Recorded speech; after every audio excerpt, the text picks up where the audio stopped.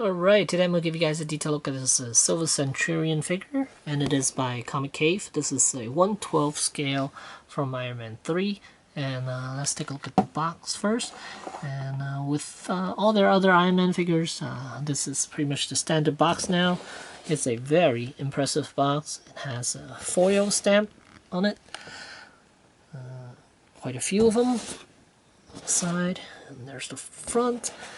And then you just flip this flap over, and then inside you have the accessories, and then some info, where the batteries are housed, some of the joints, etc, etc, and the figure would be housed on this side. So here's the figure, and a closer look at the accessories. We have these with blades coming out, these hands with blades coming out, and then a pair of relaxed hands, pair of repulsor blast hands, and then another pair of repulsor blast hands with removable effect pieces, and then a pair of effect pieces for the feet, and there's Silver Centurion. And here's the back side of him.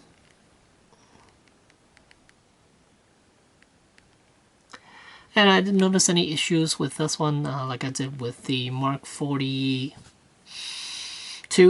where the paint aren't even the same color. But this one, it looks very good. Yeah, the paint throughout looks identical, which is nice. Instead of a piece is a lot darker than the other. That's what happened to my Mark 42.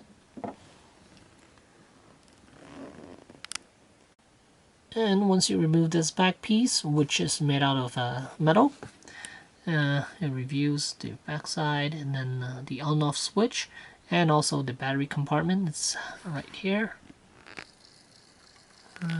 in the section, mid-section right here. And then down here there's a switch, and then once you flip that, it's lights on for the eyes and the chest, and you can see they're really bright, and nothing for the hands and or the feet for this size. So it's a 1/12 scale, so some of the features are limited. And articulation wise is not the greatest, because it does have wiring running through the neck and the head, so head articulation is quite limited, but still you could still get some sort of movement out of it. Here's how far he can look down and how far he can look up. And this figure does have extendable arms. Here you can see that that socket joint right there, it's been pulled out a little bit. That's about all you could do. And here on the side, if I flip this up, you kind of see that piece is inside the chest area, while the side's sticking out, and it gives you better range around the shoulders. Here you can see you could almost do about 90 degrees outward. Without it, it's quite limited, and you might mess up the paint if you force it.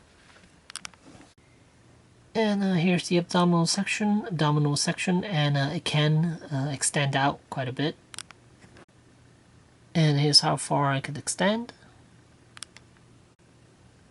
And you can see he could do do a crunch and an arch. And legs could extend down about that much. You can see one side's lowered and one side is not. Gives him a lot more range to work with. And double joint the knees so he could bend over 90 degrees.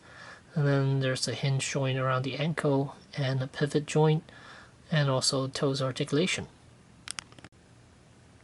And he could do a landing pose, but the only thing is that his head can't turn all the way to the side, so due to the fact that it has wires running through it, so which makes him look quite awkward when he's doing a landing pose, when he's looking towards that side instead of looking down or looking straight at us.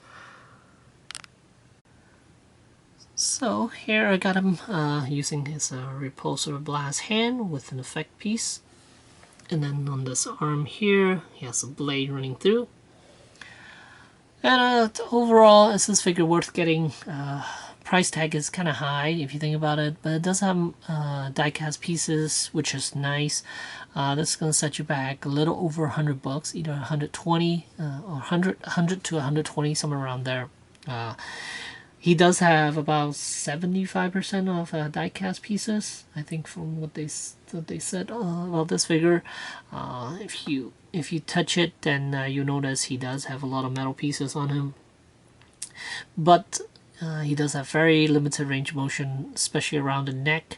And also, I learned this the hard way, is that he does not have bicep swivel, so don't attempt to turn his bicep by forcing it, because I did that and then I snapped the arm right off, not on this figure, but on Iron Patriot.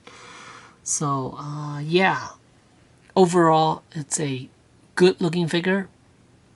$100 is a little bit steep, and I believe this is the only Silver Centurion we've gotten so far from the 112 line, and it doesn't look like Comicave is doing all the marks, because they've already canceled Mark 7, which is also Mark 21, and one other one. So, which is quite disappointing, because I'd rather have Mark 7 than this one, because Mark 7 is more of an iconic armor than this one. This was only in Iron Man 3 barely. So I don't know why they make this instead of Mark 7 first. But still a good looking figure. Silver Centurion is nice. But yeah, it does have limitation when it comes to the figure itself. So there you go. There's the Comicave Silver Centurion figure, a 1/12 scale. And yeah, there you go. Thanks for watching.